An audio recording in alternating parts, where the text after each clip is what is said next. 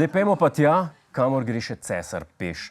Zadnja raziskava o stanju javnih sanitarij je pokazala, da so te v najboljšem stanju v Ljubljani, v najslabšem pa v Laškem. Mariborske javne sanitarije naj bi ostale neocenjene, ker so tam ocenjevalcem rekli, daj ne seri. Raziskava je zajela 85 občin, od katerih jih je 41 imelo prave javne sanitarije, v 44 občinah pa so jih napotili v grmovje.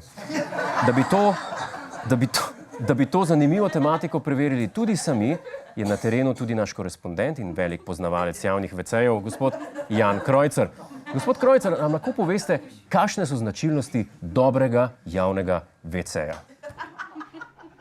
Seveda, gospod Godler. Dober WC mora biti najprej prost. Kar ta več kot očitno ni. Ampak definitivno je prost ta. Ja, naslednja zelo pomembna točka. Dober WC se mora dati zakleniti.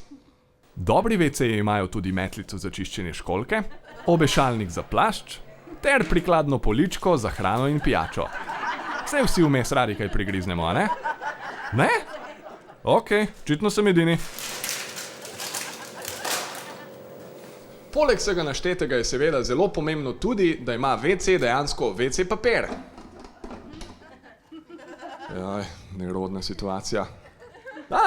Še dobro, da je tu priročna luknja, skozi katero ti lahko sosed poda listič ali dva.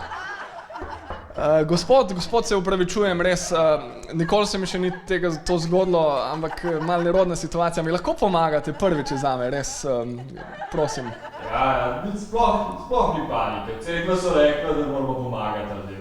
Okej, hvala. No in ravno kar smo odkrili tudi najpomembnejšo lekcijo. Ni važno, kako dober je WC, najpomembnejše je dejansko, kako prijazni so njegovi obiskovalci. Toliko za...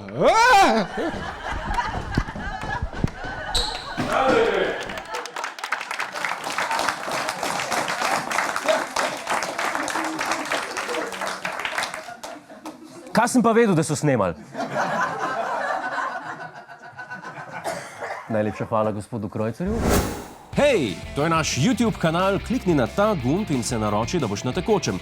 Polajkaj pa nas tudi na Facebooku in na Twitterju, pa na ulici, pa na kakšnem javnem WC-ju.